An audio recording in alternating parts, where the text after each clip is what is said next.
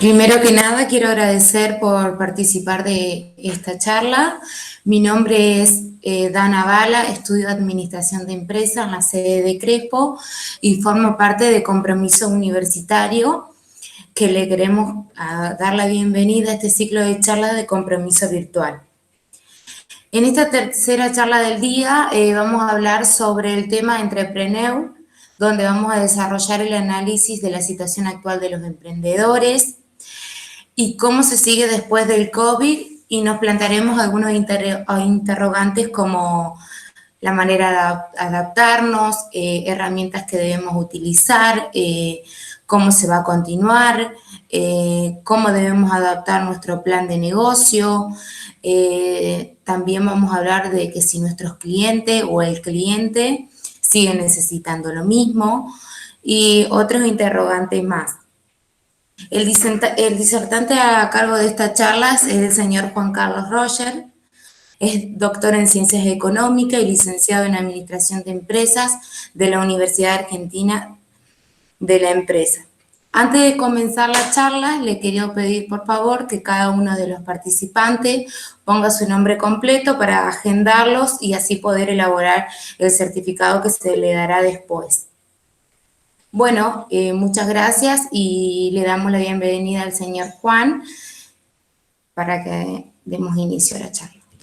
Bueno, muchísimas gracias, Dana. Bueno, primero agradecer a Compromiso Universitario, a Dana, a Georgina, y no ser el señor Juan, sino simplemente Juan, porque me hace sentir mucho más viejo de lo que siento que soy.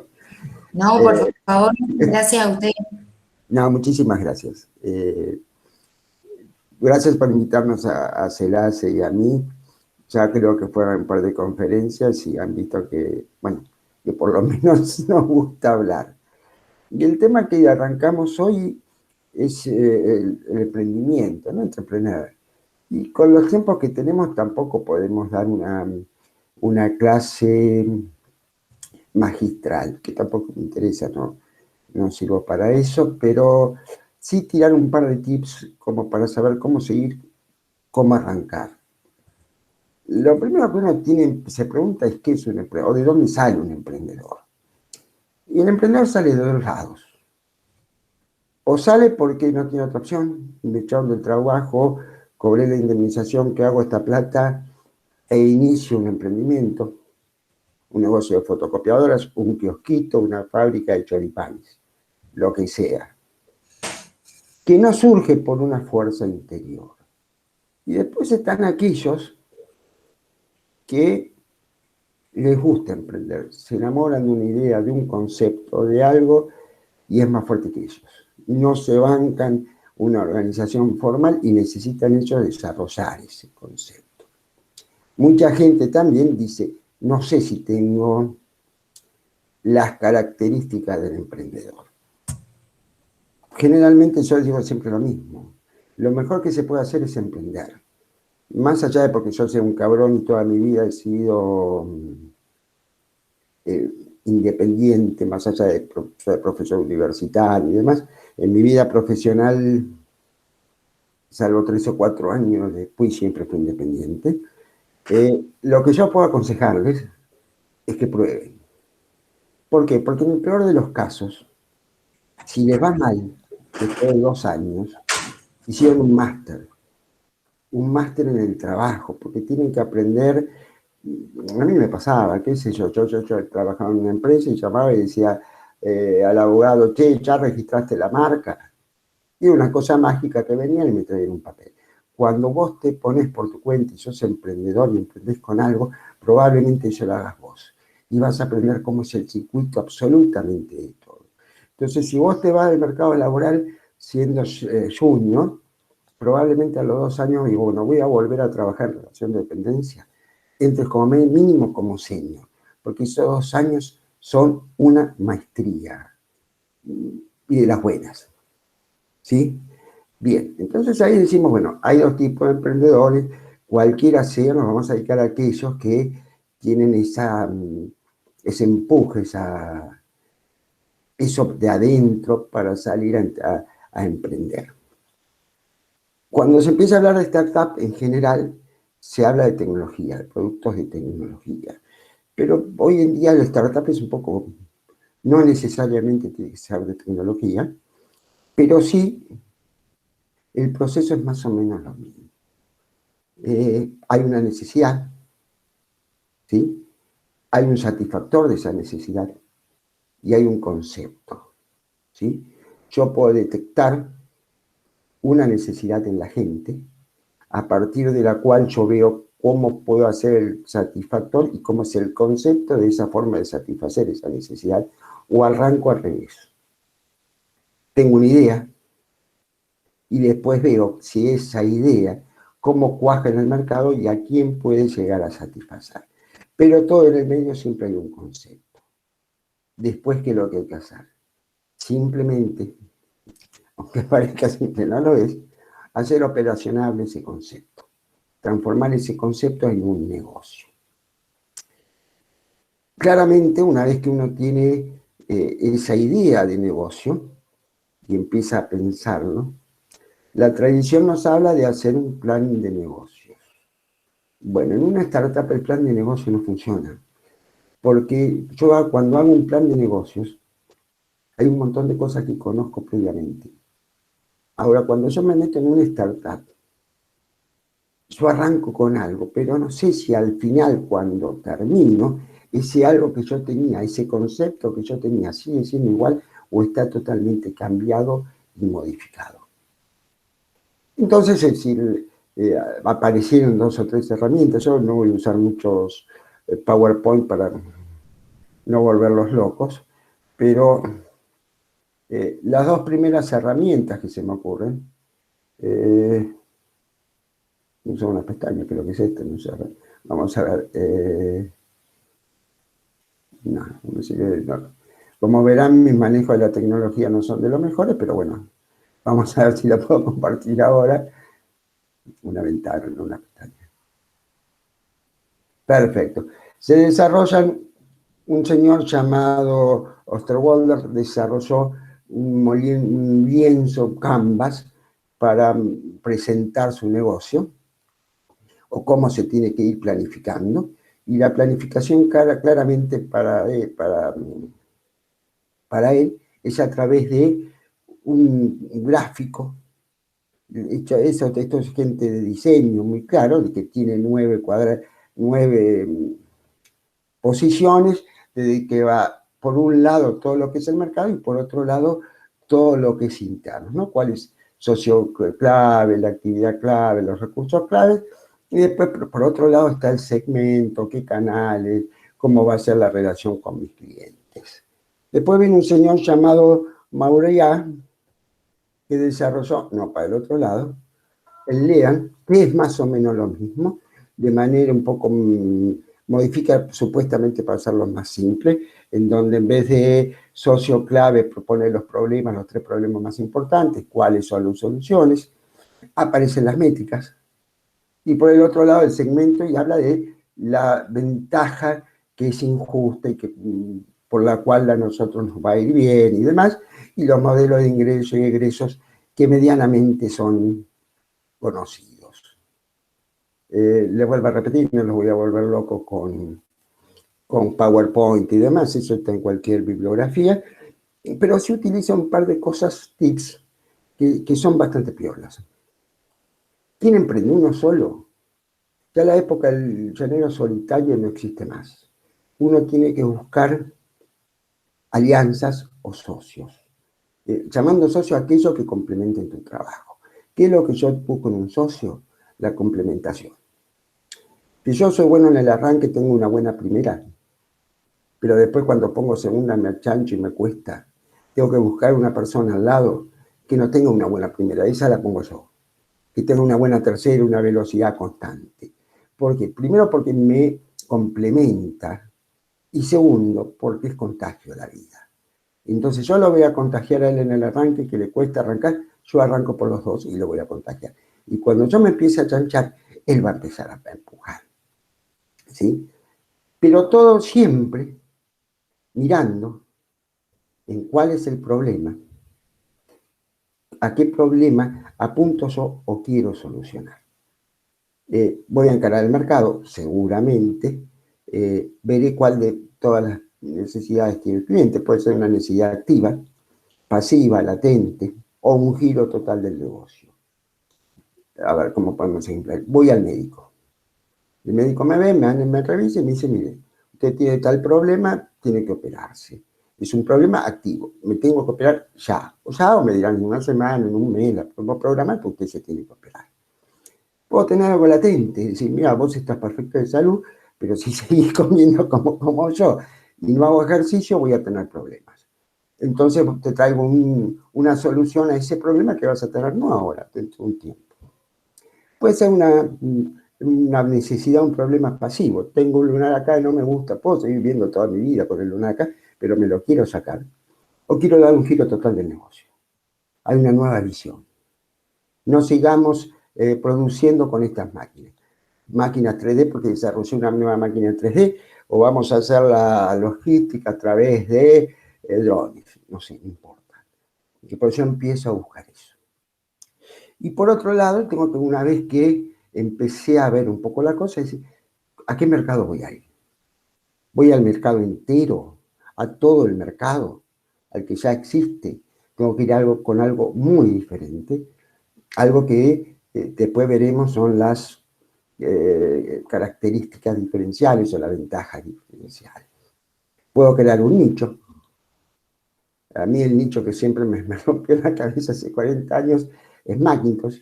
Los tipos no son líderes en el mercado absoluto de computadores, pero lo que es diseño hace 30 años que los tipos son los grandes genios. Fueron un nicho y lo construyeron. Y lo defienden a rajatabla. Si esa ventaja competitiva que tiene es real o no, no sé, pero vos hablas con un diseñador y Mac es Dios. O podés también crear un mercado. ¿Qué es crear un mercado? Lo que hizo Danonino. ¿Qué es Danonino? Un yogur, un postrecito. Si voy como un yogur más, soy uno más, no tengo ventaja diferencial. Si voy como un postrecito, soy uno de 724.000 postrecitos que hay. Yogur lo único que te dice, el Danonino que te dice, es a crecer. ¿Y cuándo lo tomo? Cuando quieras.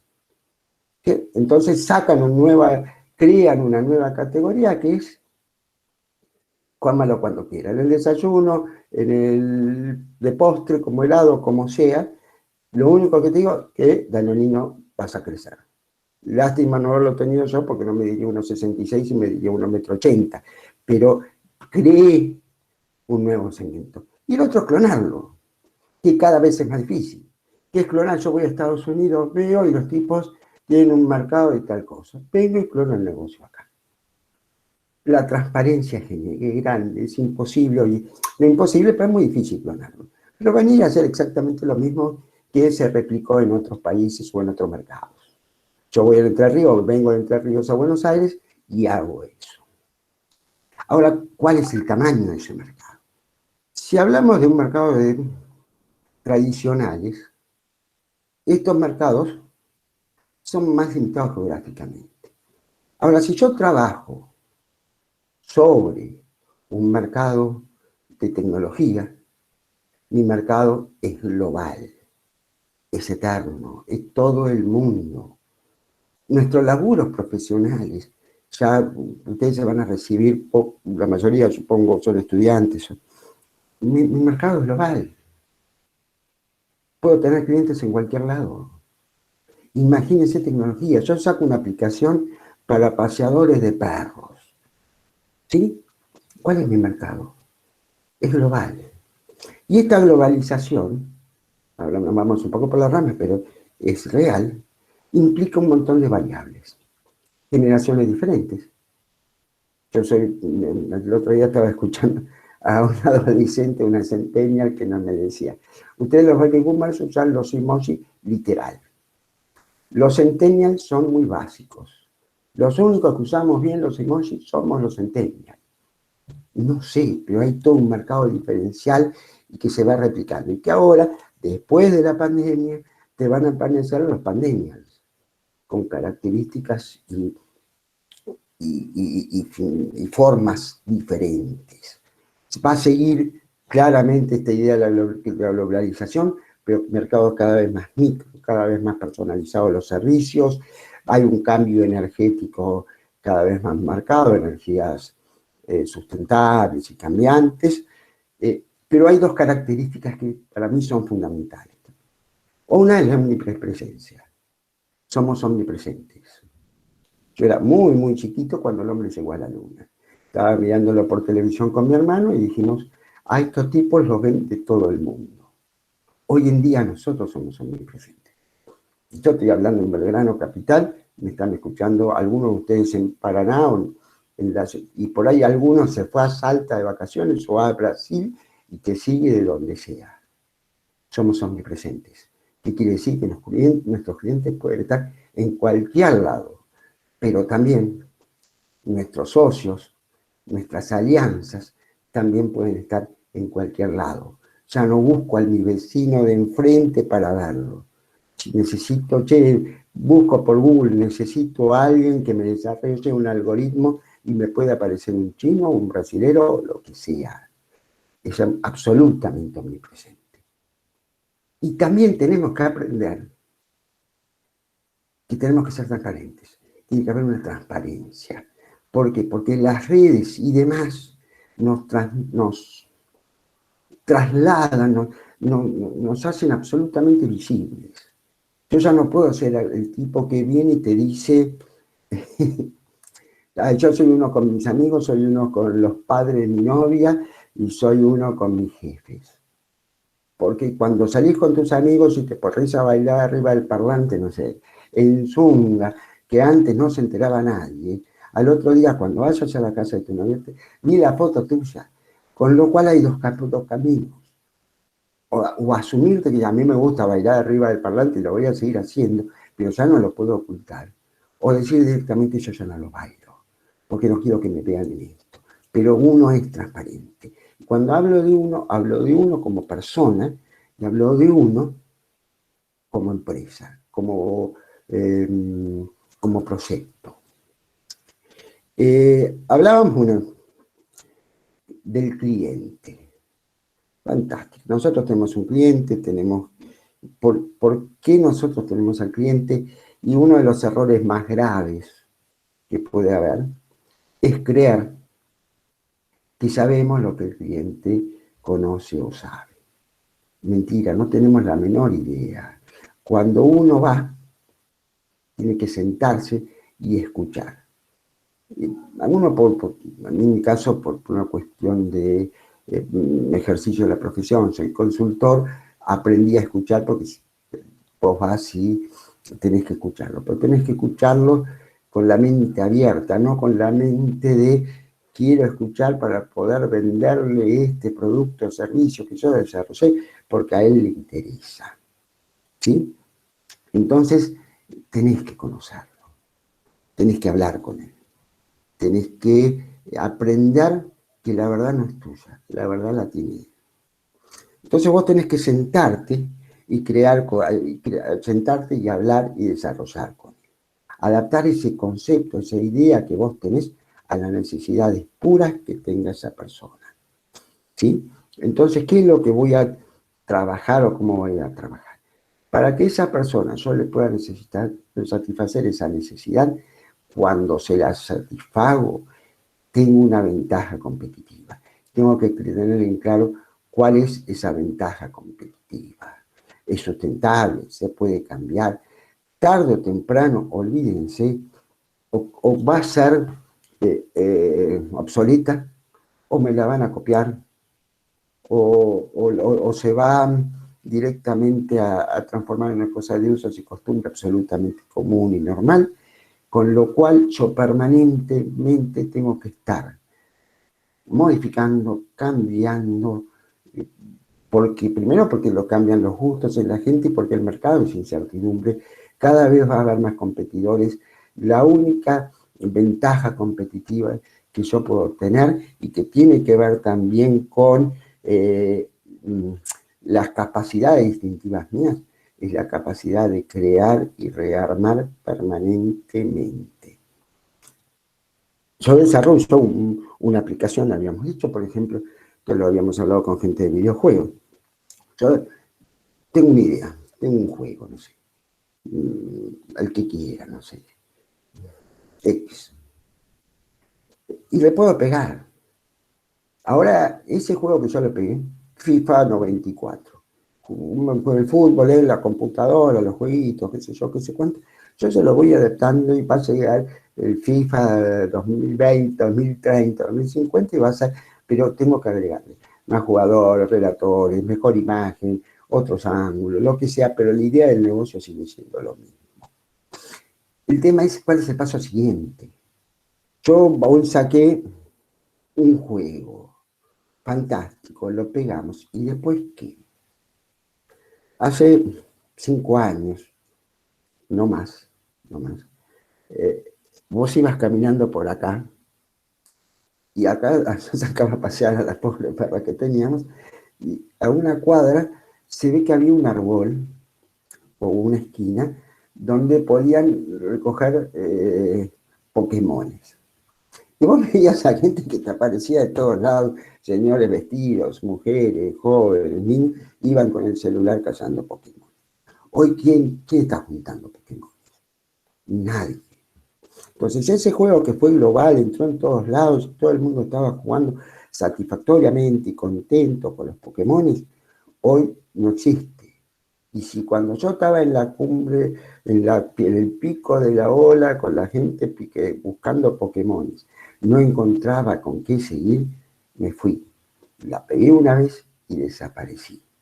Entonces esto es un permanentemente estar creando, buscando y viendo cómo funciona.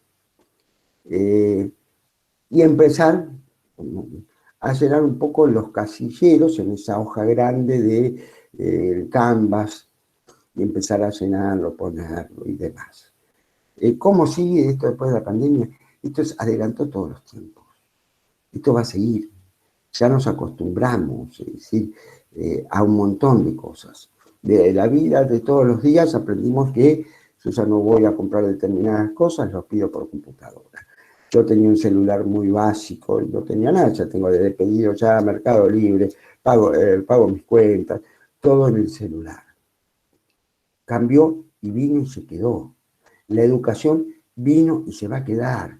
No sé si va a ser toda distancia, pero que va a haber una tendencia hacia lo semipresencial sin lugar a dudas. En las reuniones de negocios ya aprendimos a usar el Team, el Meet, el Zoom, compartir pantalla, salvo yo que por ahí me cuesta un poco compartir, pero podemos compartir pantalla, trabajar sobre eso. Y le repito, no acá, con gente en Alemania y en Turquía, es decir, en cualquier lugar del mundo. Lo difícil es tener ese concepto de que va a satisfacer esa necesidad que yo tengo. Después, básicamente, yo le decía, el plan de negocios para este tipo de negocios ya no existe más. Una vez que arranca, después sí tenés que empezar a ver cómo voy a desarrollar yo mi plan de negocios. Pero esto es prueba y error. Yo tengo mi concepto, lo empiezo a operacionalizar, hacerlo visible, concreto, pero lo voy a ver ustedes y ustedes me dicen, esto no es lo que necesito. Yo necesito que tenga tal otra característica, por lo cual lo que yo voy a pedir o voy a tener que desarrollar un producto mínimo viable. Por un lado mínimo, lo más chiquito posible, pero que sea viable, que sea confiable. A ver, no sé, si yo me tengo que ir a Paraná y tengo que desarrollar un producto mínimo viable, no voy a agarrar un 0 kilómetros porque no es muy caro, el desarrollo es carísimo. Tampoco voy a buscar una carreta para irme. No sé, me compraré o usaré un Duna modelo 99, que sé que llego hasta ahí, después poder volver, pero me mantiene, me sirve, ¿por qué? Porque sobre eso voy a tener que adaptarlo. Imagínense que yo agarre y desarrolle todo en 0 kilómetros para después darme cuenta que lo que los clientes quieren y necesitan es un bote. Es un bote a remo o es un velero. ¿Qué hago con eso que desarrollé y todo lo que gasté? Cuando uno emprende, en general los recursos son muy limitados y tiene que tratar de gastar lo menos posible. ¿Por qué? Porque el día que haga el lanzamiento de ese producto, ahí sí va a tener que gastar lo que tenga para hacerlo conocer. En marketing, en publicidad, que la gente sepa, desarrolle una nueva aplicación que sirve para esto, para aquello y demás. ¿Qué cosas no se tienen que hacer? Le decía, uno, no tengo que saber más que mi cliente. Mi cliente sabe concretamente qué es lo que necesita. No sabe por ahí cómo solucionarlo, pero sabe qué problemas tiene. En muchos casos, lo que puede suceder que el cliente lo que vea sean los efectos de causas diferentes. Es lo que decía, yo voy al médico, doctor, ¿qué le pasa? Me duele la cabeza, le digo al tipo. ¿El dolor de cabeza es causa o efecto? Es un efecto, para mí es un efecto. Para mí es el fin de mis días, me duele mucho la cabeza. Para el tipo es un efecto de que de algún problema, de depresión, de lo que sea, y en función de eso y de estudio, poder resolverlo el problema que tiene. Lo mismo pasa con nosotros, o lo mismo pasa con nuestros clientes. No sabemos más que nuestros clientes, por lo tanto, tampoco podemos tener con total seguridad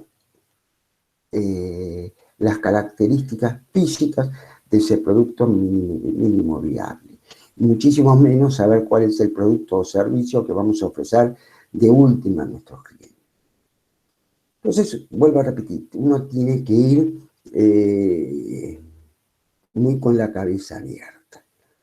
En general, el proceso es un permanente planteo de hipótesis, salir a demostrarlo, probar, y hacer como cuando ustedes estudian programación, ¿no? Cuando llegan al if.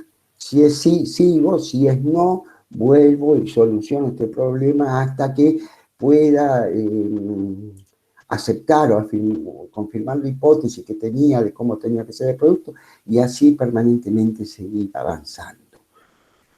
Cuando yo quiero largar un producto, no tengo que poner como objetivo el tiempo, porque yo no sé en cuánto tiempo voy a tardar en desarrollar ese producto que la gente necesita, lo que quiere, no lo sé. Lo que sí sé que los objetivos que tengo que cumplir es el rendimiento del producto, no el tiempo, porque si no, me llega el 8 de enero y así como esté yo lo saco y se va a ir al diablo. No va a funcionar, va a haber errores. Entonces uno dice, bueno, fenómeno, no tomo en cuenta el tiempo, perfecto. ¿Cómo voy chequeando? Con clientes, con amigos, con gente que vaya probándolo, con gente que probablemente después te compre el producto. Pero vos tenés que ir trabajando y armándolo, probándolo, adaptándolo, haciendo los cambios que sean necesarios para poder hacerlo. Yo estaba hablando antes de, bueno, cuando uno arranca en el startup, cuáles son las cosas fundamentales, tener una ventaja competitiva que te la van a igualar si vos no cambiás, capacidades distintivas, que también es importante, la cultura del emprendedor es importante, el acuerdo de parte con los socios, ¿sí? Yo decido que fulano y mengano son quienes me van a acompañar a mí a lo largo de este emprendimiento. Fenómeno. Tenemos que poner una base de acuerdo. ¿Ves? Como cuando vos te vas a casar.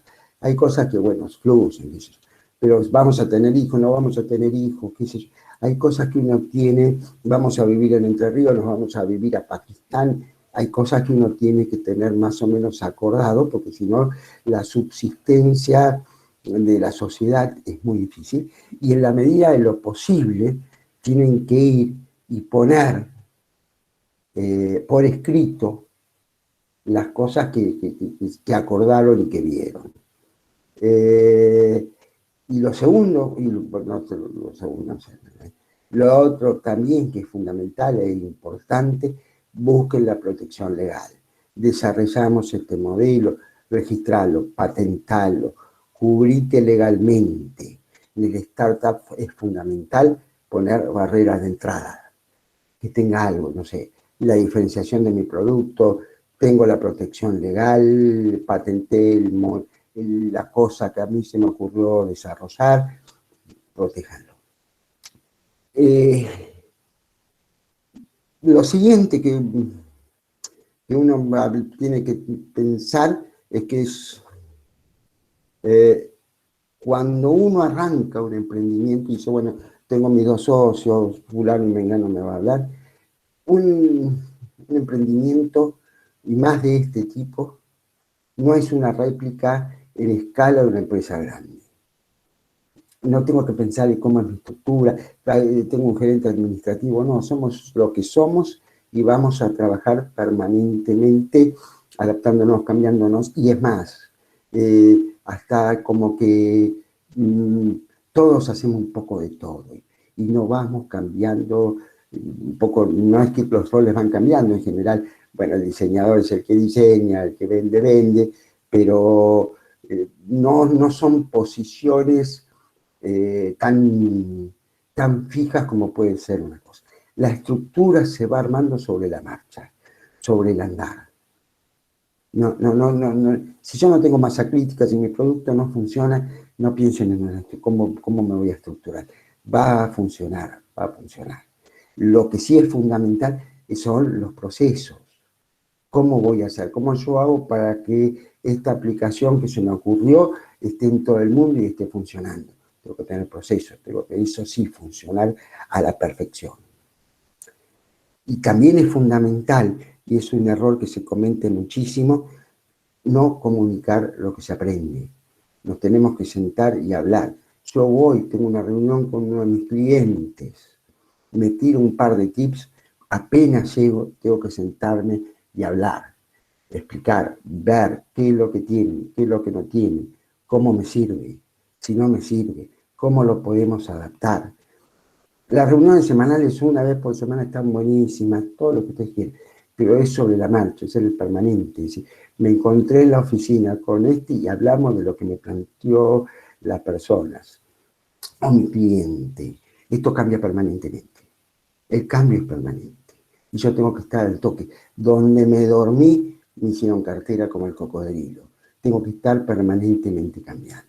¿A qué se debe esto? A que como cambia todo, tengo que ver la forma de comunicar. ¿Cuál es la mejor forma de comunicarse? Cara a cara o a través de las redes. A través de las redes, pero no a través de un WhatsApp o un mensaje de texto, a través de una videoconferencia. Llegar y decir, Jorge, mirá lo que me pasó, María, me pasó aquello, ¿cómo lo podemos replantear? A mí me pasa. ¿Sí? Mis WhatsApp son básicos y elementales, y es más, ni siquiera pongo buenos días. ¿Cómo te fue en tal lado? Listo. Y si no, en la educación me sale así. La mayoría de los mails, salvo que requieran una contestación, no los contesto. Si a mí viene alguno de ustedes y me dice, mañana no voy, listo, yo no viene, listo, ya sé. Ni le contesto, porque aparte recibo tantos mails que no los puedo contestar. Pero cuando te sentás cara a cara con una persona, hay la retroalimentación, está la comunicación, está lo que nosotros nos vamos adaptando, lo que vamos cambiando. Y las grandes ideas van a surgir de esas conversaciones, no de un WhatsApp. Muy raro por ahí en un WhatsApp, o tirás y eureka, mirá lo que encontramos. En general no lo es así. Habíamos dicho que en esta permanente prueba y error vamos a encontrarnos con muchos más fracasos que éxitos. Es real.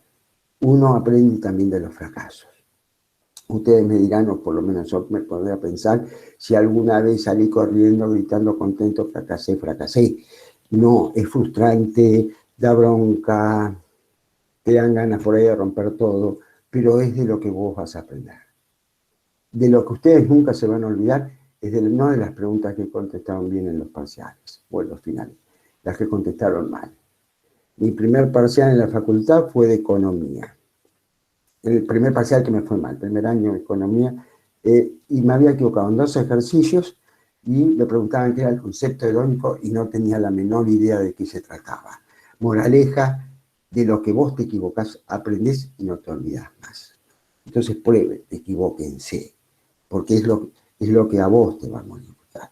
Cuando vos en ese startup te empieza a ir bien, funciona, tenés los asociados, tenés todo, llega un momento en que después vos decís, bueno, vamos a necesitar fondos. Y ahora la gente, mucho más después de todo esto, aunque haya crisis y demás, va a haber plata. Va a haber plata para decir, ¿dónde invierto? Ya no quiero invertir más en la carnicería o vamos a buscar nuevos negocios. A través de contratos de leasing, título de riesgo, el crowdfunding, a través del Kickstarter, de los mercados. El sueño máximo de todos es lograr poder cotizar en bolsa, además. Esto es así. Llega un momento, una vez que salís de startup y entras en lo que se podría llamarse scale up, es decir, empezar a crecer y demás, vas a necesitar fondos. Pueden ser fondos propios, es difícil porque gastaste mucho en lo que es el desarrollo del producto, la publicidad, el lanzamiento y demás, pero vas a necesitar que te aparezcan fondos. Y ahí es donde vos empezás a andar. El problema es que esto es tan incierto, tan complicado, que es como el shake-out, ¿no? El perro que sale del agua y empieza a sacudirse y tira gotas de agua para todos lados. Bueno, ese es el mercado con el incertidumbre que vivimos. Permanentemente se está moviendo. De la pandemia volaron ¿cuántos? Negocios tradicionales volaron muchos. Startups volaron muchos, pero empezaron a funcionar. ¿Qué es lo que viene ahora a partir de esto para los startups? Creo que viene una época importante, una época que es como un impulso que van a recibir estos negocios. ¿Por qué? Porque nos vimos como mercado obligados a adaptarnos a unas necesidades. No podíamos salir, no podíamos hacer cosas. Empezamos a ver y a descubrir que sí se pueden hacer cosas, que sí se puede seguir, que te resultan mucho más cómodos.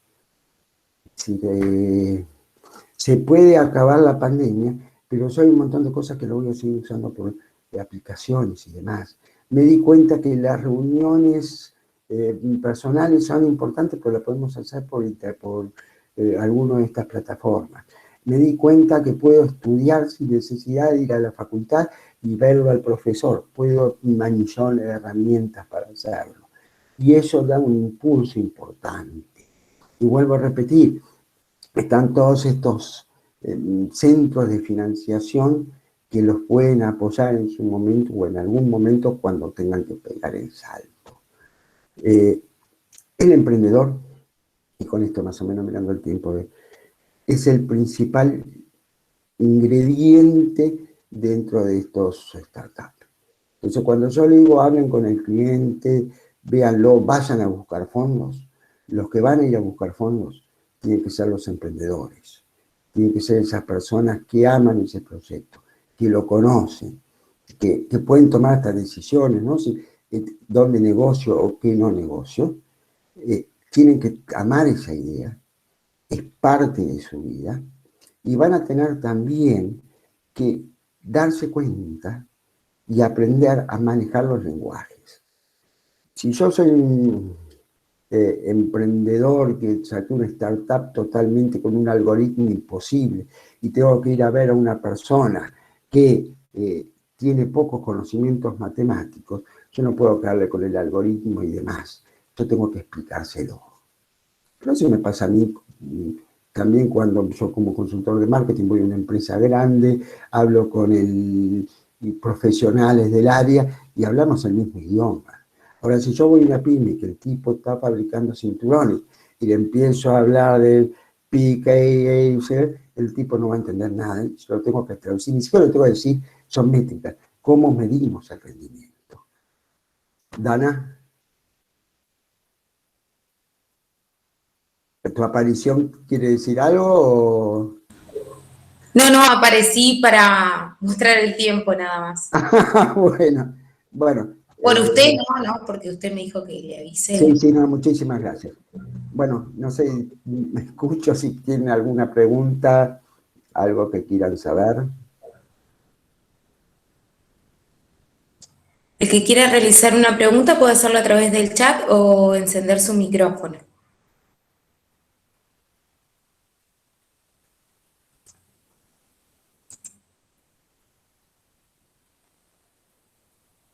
Hay una pregunta, Misael.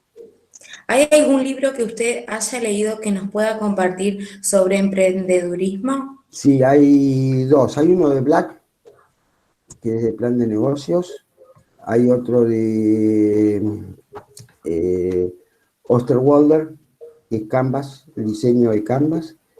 Y otro de Penta, de Alberto Levi, que es argentino, que desarrolla todo un modelo Penta y te muestra cómo son las 5 etapas que va desarrollando una empresa, de startup, setup, hasta el monstruo, ¿no?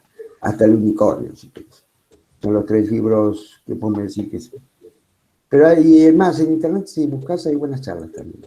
Bueno, hay muchas mejores que esta, pero hay buenas charlas. El de Black me parece el mejor. Black era el de plan de negocios. ¿Cómo? Black era el de plan de negocios. Sí. No sé si lo puede escribir, yo se lo redacté acá para que... Una generación de modelo de negocios, ¿sí? Y el otro, lo tengo por acá, el manual del emprendedor de Black.